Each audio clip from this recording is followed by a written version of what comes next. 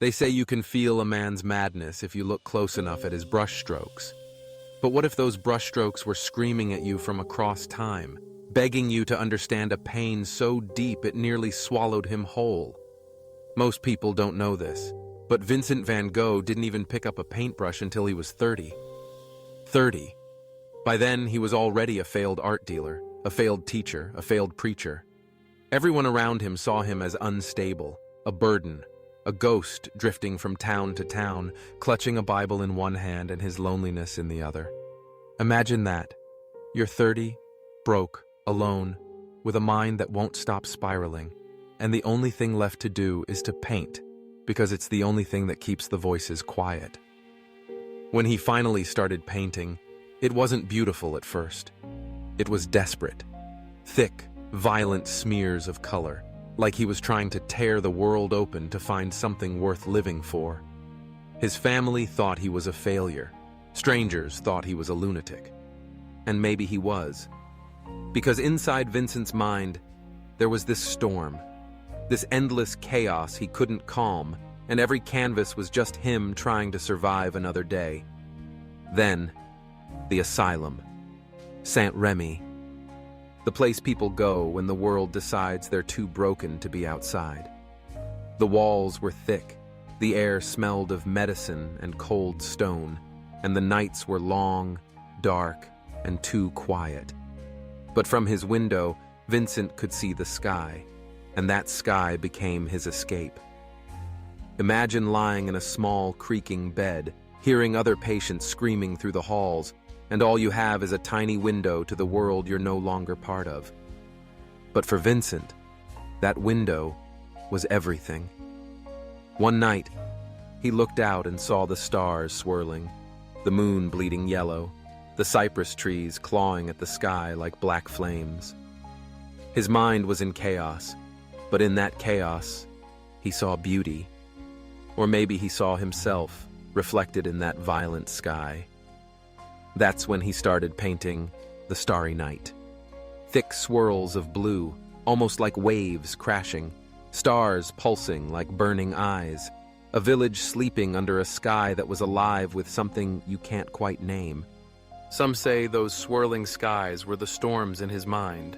Some say they were the universe calling to him, telling him that even madness can be beautiful if you're brave enough to capture it. But here's the part that makes your chest tighten. Vincent painted that masterpiece while locked inside, alone, without knowing that the world would one day call it genius. To him, it was just another night, another attempt to hold himself together with color and oil on canvas, another fight against the darkness closing in.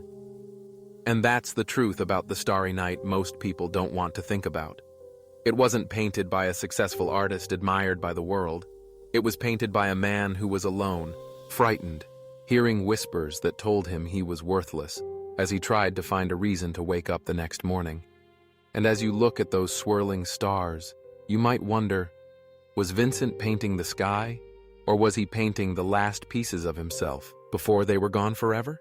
You see those swirling skies, and you think they're beautiful, right? But for Vincent, they weren't just stars. They were symbols. Each swirl a scream, each streak of light a prayer he was painting into the night, begging the universe to hear him. That cypress tree, the black flame twisting up, splitting the painting almost in half, was no accident. Cypress trees were known in Europe as symbols of death, planted in cemeteries, reminders of the thin line between here and gone. But Vincent painted it reaching up, clawing into the sky, connecting earth to the heavens. Maybe that was his way of saying, I know I'm close to death, but I still want to touch the stars before I go. It's like he was bargaining with the universe. If you're going to take me, let me leave something behind first. Look at the village below, calm and dark, almost asleep. It's the only part of the painting that doesn't move, doesn't scream, doesn't swirl. That village wasn't real. It wasn't the asylum's village. Vincent invented it, placing it there like a memory of peace he never had. Or maybe it was a hope, a quiet he was trying to find while the storm raged above. And those brushstrokes, thick, almost violent. Vincent used impasto, squeezing paint directly from the tube, stabbing it onto the canvas with his brush and palette knife, layering it so thick you could see the ridges even now. Each stroke was a heartbeat, a tremor of his hands, a wave of madness passing through him as he worked. He wasn't painting gently, he was fighting. Every swirl was a fight against the voices telling him to give up. Every thick wave of blue was him grabbing hold of the chaos in his mind and forcing it into something he could see, control, understand.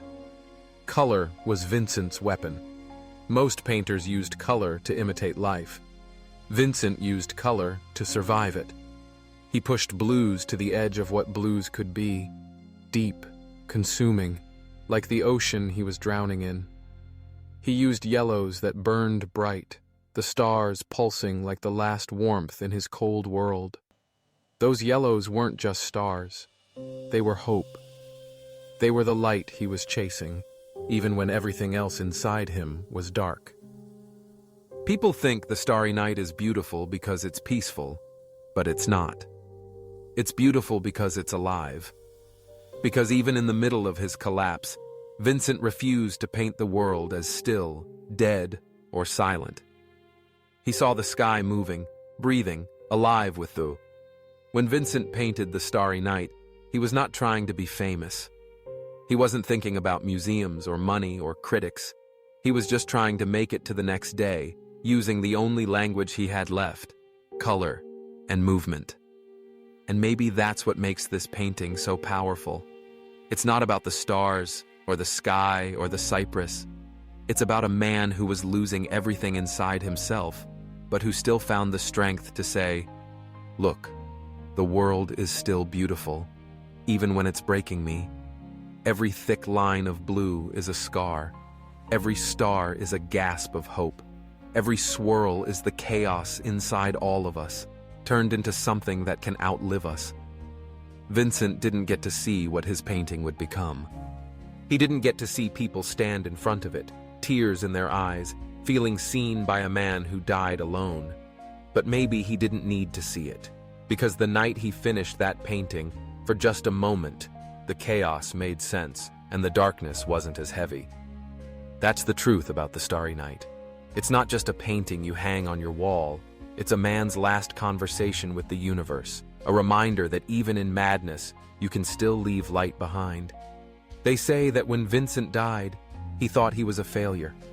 He thought he left nothing behind but debt, rejection, and unfinished canvases stacked in corners of dark rooms.